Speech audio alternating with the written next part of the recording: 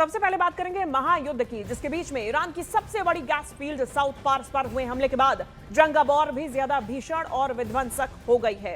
Gas field पर हुए हमले के बाद ईरान बुरी तरह से बौखला गया है। ईरान ने अब खाड़ी देशों के तेल और गैस फैसिलिटी को टारगेट करना शुरू कर दिया है। बीती रात इजराइल से लेकर कतर और सऊदी तक भीषण बमबारी की तस्वीरें सामने आई हैं। ये 3 तस्वीरें आपके सामने, जिसके बाद ये जंग और भी ज्यादा विध्वंसक हो गई है और अब एनर्जी सेक्टर्स, ऑयल सेक्टर्स पर निशाना साधा जा रहा है।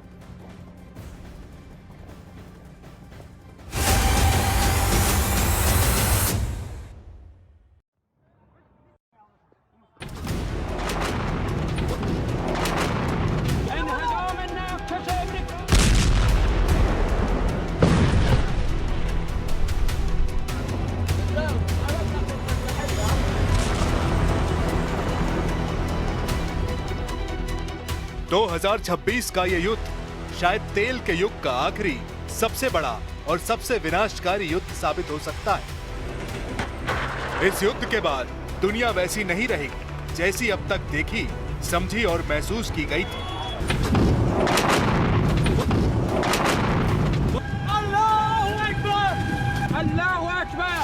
आज जो आग हार्मुज स्ट्रेट में लगी है, वो सिर्फ तेल के टैंकरों को नहीं जला रही है, वो दुनिया की उस पुरानी व्यवस्था को राख कर रही है जो दशकों से डॉलर और तेल के दम पर चल रही थी। समझिए कि हर एक स्ट्रक्चर बदल जाएगा, क्योंकि ये युद्ध तो सिर्फ एक पर्दा है और पर्दे के पीछे चल रहा है वो शह और मात का गेम, जिसकी बिसात पर सुपर पावर की टक्कर हो रही है।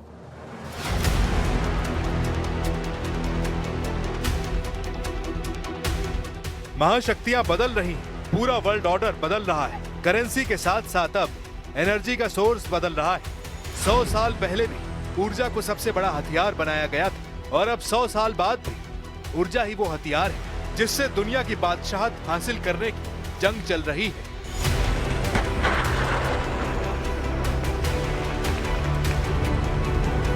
अंतर सिर्फ इतना है कि ऊर्जा हासिल करने का एक जरिया ऐसी ताकत की ओर शिफ्ट हो रहा है जो सृजन की वजह है और महाविनाश की भी सबसे बड़ी वजह बन सकता है। इस बदलाव में जो पावर गेम चल रहा है, उसी की कीमत चुका रही है ये दुनिया, जो एक ऐसी भयानक अनस्टेबिलिटी से गुजर रही जो फ्यूचर के नए फैक्टर तय करेगी। युद्ध तो बस एक बहाना है, ये ब्लैक गोल्ड पर कंट्रोल की जंग है ताकि दुनिया का कंट्रोल हासिल किया जा सके।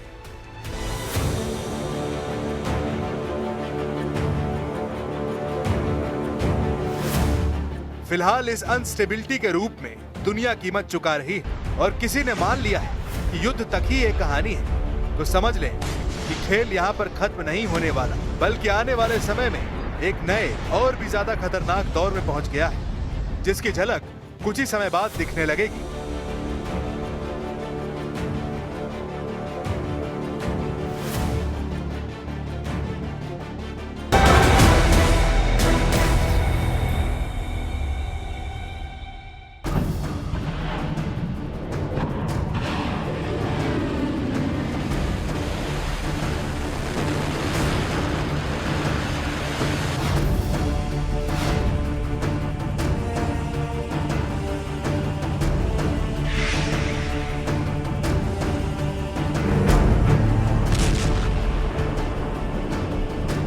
ये युद्ध तय था, ईरान पर हमला तय था और उसकी स्क्रिप्ट बहुत पहले लिखी जा चुकी थी।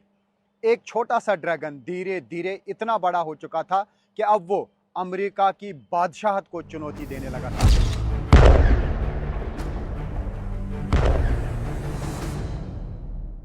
सोलह रहस्यमयी कार्गो प्लेन ईरान की जमीन पर उतरते हैं। इन जहाजों में कोई आम सामान नहीं था, बल्कि अमेरिका और इजराइल की संभावित हमलों को नाकाम करने के लिए एडवांस चीनी हथियार थे। ये हथियार उस देश ने भेजे थे जिसकी सांसें आज ईरान के तेल पर टिकी हैं।